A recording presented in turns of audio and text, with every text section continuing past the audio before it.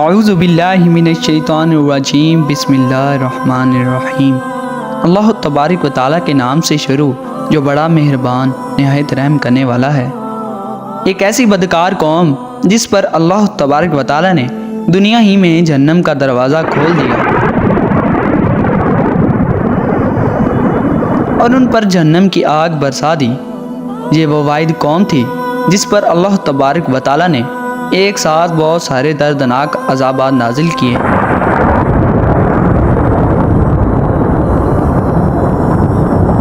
اس سے پہلے کسی بھی قوم پر اللہ تبارک و تعالیٰ نے اس طرح ایک ساتھ عذابات نازل نہیں فرمائے تھے۔ یہ لوگ کون تھے اور یہ لوگ ہر 3 ماہ بعد ایک لڑکی کو ایک درخت کے لیے کیوں ذبح کرتے تھے؟ اور پھر اللہ تبارک و تعالیٰ نے اس قوم کا انجام کیا فرمایا؟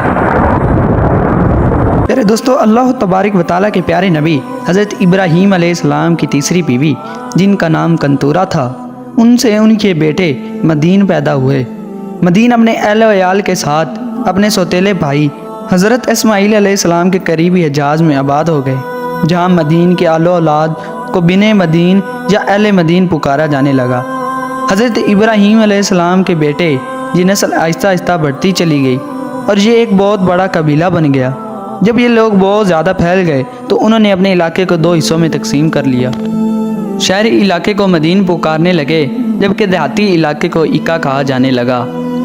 انہی لوگوں کو قرآن پاک میں صحابہ ایکا کے نام سے پکارا گیا ہے۔ ایکا کے لفظی معنی جھنڈ والے اور سرسبز و شاداب جھاڑیوں کے ہیں۔ یہاں میوہ جات پھلوں اور خوشبودار پھولوں کے اس قدر درخت تھے کہ اگر کوئی دور دراز سے اس بستی کو دیکھ لیتا تو یہ معلوم ہوتا جیسے کوئی بستی نہیں بلکہ خوبصورت اور سرسبز و شاداب درختوں کا جھنڈ ہے۔ اسی وجہ سے قرآن پاک میں اللہ تبارک و تعالیٰ نے ان کے لیے ایکا کا لفظ استعمال کیا ہے، جبکہ امام ابن کثیر نے لکھا ہے کہ یہاں ایکا نام کا ایک درخت تھا جس کے اہل و مدین پوجا کیا کرتے تھے، جس کی وجہ سے ان کو اصحاب ایکا کہا جانے لگا۔ یہ لوگ عرب کے مشہور شعراء پر آباد تھے جس کو قرآن پاک میں امام مبین یعنی کھلی شعراء کہا گیا ہے۔ اہل مدین اسی شعراء پر بحر کلزم کے مشرقی کنارے پر آباد ہوئے تھے۔ اہل مدین بے حد خوشحال اور امیر لوگ تھے۔ دور دراز سے قافلے ان کی بستی پر آتے اور یہاں سے پھل سبزیاں اور اناج وغیرہ لے جاتے، اور یہ بستی اتنی خوبصورت تھی کہ دور دراز سے لوگ صرف اس بستی کو دیکھنے کے لیے آتے۔ چونکہ یہ قوم ایک بہت بڑی شعرا پر آباد تھی، اس لیے ہر طرف سے آنے جانے والے تاجر اس بستی میں ضرور رکتے، جس کی وجہ سے اس بستی کے لوگ تجارتی کاروبار سے منسلک ہو کر بہت ہی زیادہ خوشحال ہو گئے۔ جب یہ قوم اللہ تبارک و تعالیٰ کی دی ہوئی نعمتوں کی وجہ سے خوشحال ہو گئی تو یہ قوم بھی قوم عاد کی طرح اور قوم سمود کی طرح بتوں کی پوجا کرنے لگی۔ یہ قوم وہ واحد قوم تھی جس نے دنیا کے اندر سب سے پہلے درخت کی پوجا کرنا شروع کی۔ اس سے پہلے صرف بتوں کی پوجا کی جاتی تھی۔ اس قوم نے سب سے پہلے دنیا میں درختوں کی پوجا کرنے کی بنیاد رکھی۔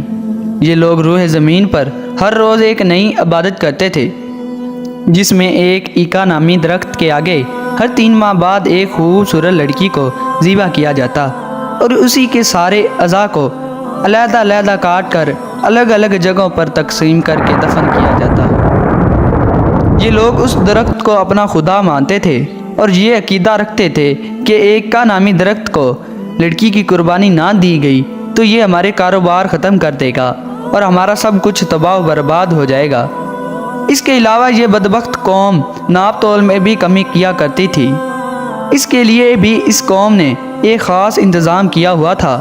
یہ لوگ اپنی بہنوں اور بیویوں کو اپنے کاروباری مراکز پر کوریاں لباس بٹھا دیتے، اور جب کوئی تاجر آتا تو وہ شہوت کے ہاتھوں مجبور ہو کر ان لڑکیوں سے معروف ہو جاتا، جس کی وجہ سے یہ لوگ ناپ تول میں بھی کمی کرتے اور زیادہ تر تو یہ لوگ چیزیں ہی بدل ڈالتے۔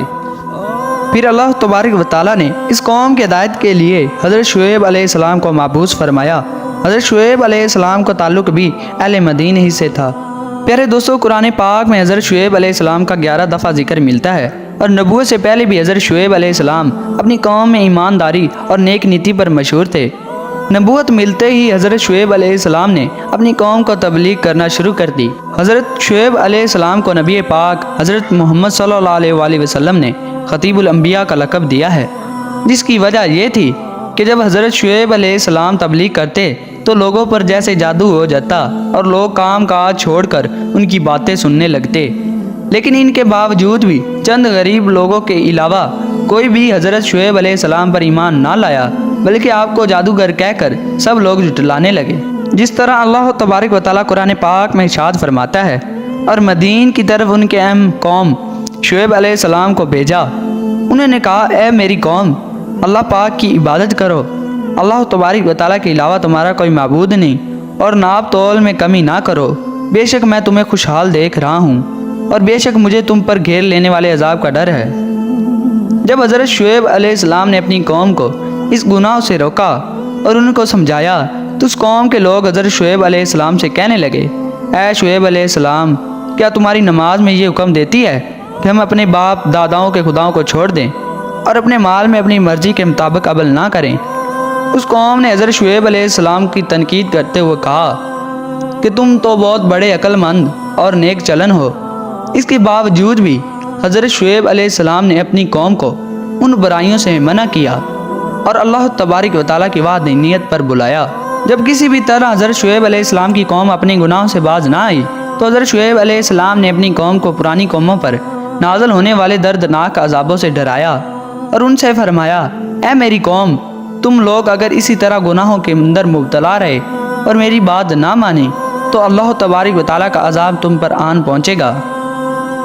جس طرح کہ حضرت نوح علیہ السلام کی قوم پر، حضرت ہود علیہ السلام کی قوم پر اللہ تبارک و تعالیٰ کا دردناک عذاب نازل ہوا تھا، اور حضرت لوط علیہ السلام کی قوم تم سے کوئی دور نہیں۔ حضرت شعیب علیہ السلام کی یہ واضح نصیحت سن کر پوری قوم حضرت شعیب علیہ السلام کے خلاف ہو گئی اور ان سے تنگ آ گئی، اور حضرت شعیب علیہ السلام کو دھمکی دینے لگی، یا تو تم ہمارے دین میں داخل ہو جاؤ ورنہ ہماری بستی سے نکل جاؤ۔ اور یہ بدبخت لوگ حضرت شعیب علیہ السلام سے کہنے لگے، اگر تیرا اتنا بڑا قبیلہ نہ ہوتا تو ہم دیکھتے کہ تو ہمیں کس طرح ہمارے دین سے ہٹاتا ہے، ہم تمہیں سنگسار کر دیتے اور تجھے قتل کر دیتے۔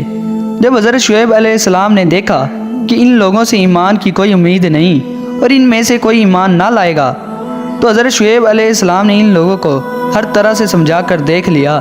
آخر کار انہوں نے یہ فیصلہ سنا دیا، اے میری قوم، تم اپنے طریقوں پر عمل کرتے رہو اور میں اپنے طریقے پر عمل کرتا ہوں، تھوڑے ہی دنوں میں معلوم ہو جائے گا کون حق پر ہے اور کون باطل پر، اور کس پر اللہ تبارک و تعالیٰ کا عذاب نازل ہوتا ہے اور کون جھوٹا ہے اور کون سچا ہے۔ اس کو اللہ تبارک و تعالیٰ قرآن پاک میں یوں ارشاد فرماتا ہے، ہم میں اور ہماری قوم میں حق کے ساتھ فیصلہ فرما دے اور تو سب سے بہتر فیصلہ فرمانے والا ہے۔ حضرت شعیب علیہ السلام نے جب آخری بار اپنی قوم کو سمجھایا، لیکن یہ لوگ پھر بھی اپنے گناہوں سے باز نہ آئے اور نہ ہی انہوں نے توبہ کی، بلکہ حضرت شعیب علیہ السلام سے کہنے لگے، اگر تم اللہ تبارک و تعالیٰ کے سچے نبی ہو تو آسمان سے کوئی ٹکڑا گرا کر ہمیں ہلاک کر دو اور اللہ تبارک و تعالیٰ کا وہ عذاب لے آؤ جس سے تم ہم کو ڈراتے تھے۔ اس طرح یہ قوم جب قابل ہدایت پر نہ رہی اور انہوں نے خود ہی اللہ تبارک و تعالیٰ کے عذاب کو طلب کر لیا، اور اس کے بعد اس قوم پر اللہ تبارک و تعالیٰ کا دردناک عذاب نازل ہو گیا۔ جس طرح حدیث پاک میں آتا ہے کہ اللہ تبارک و تعالیٰ نے جب ان بدبخت لوگوں پر جہنم کا ایک دروازہ کھول دیا جس سے بستی میں بہت شدید و گرمی اور لوگوں کی حرارت و تپش پھیل گئی اور بستی والوں کا دم گھٹنے لگا، تو وہ لوگ اپنے گھروں میں گھسنے لگے اور اپنے اوپر پانی کا چھڑکاؤ کرنے لگے، مگر پانی اور سائے کی وجہ سے بھی ان کو کوئی چین نہ ملتا، اور جہنم کی آگ کی گرمی کی وجہ سے ان لوگوں کے بدن جھلسنے لگے اور وہ لوگ آگ میں جلنے لگے۔ پھر اللہ تبارک و تعالیٰ نے بادل کا ایک ٹکڑا بھیجا جس نے اس بستی کے ایک حصے پر چھاؤں کر دی، اس بادل کے سائے میں ٹھنڈی ہوا چلنے لگی۔ پھر سب بستی کے لوگ اپنے گھروں سے نکل کر اس بادل کے سائے میں آ گئے۔ جیسے ہی لوگ سب بادل کے نیچے آ گئے تو پہلے ایک زوردار چیخ آئی، پھر اللہ تبارک و تعالیٰ نے آگ کے گولے برسائے اور ساتھ ہی زلزلہ بھی آ گیا۔ ایسے کئی عذابات اس قوم پر اللہ تبارک و تعالیٰ نے بھیجے۔ اس طرح اللہ تبارک و تعالیٰ اس قوم پر کئی عذابات نازل کیے اور یہ قوم ہلاک و برباد ہو گئی، اور اس قوم کو اللہ تبارک و تعالیٰ نے صفحہ ہستی سے مٹا دیا۔ لیکن حضرت شعیب علیہ السلام اور جو لوگ حضرت شعیب علیہ السلام پر ایمان لائے تھے ان کو اللہ تبارک و تعالیٰ نے اس عذاب سے محفوظ رکھا۔ اس قوم کے ہلاکت کے بعد حضرت شعیب علیہ السلام شباب نامی علاقے میں تشریف لے گئے اور وہیں آپ زندگی گزارنے لگے اور وہیں آپ کا انتقال ہو گیا۔ اللہ تبارک و تعالیٰ سے دعا ہے کہ اللہ تبارک و تعالیٰ ہمیں ان تمام برائیوں سے بچائے جن برائیوں کی وجہ سے پہلی امتیں ہلاک ہوئیں، اور جن برائیوں کی وجہ سے اللہ تبارک و تعالیٰ نے ان پر اپنے دردناک عذابات نازل فرمائے۔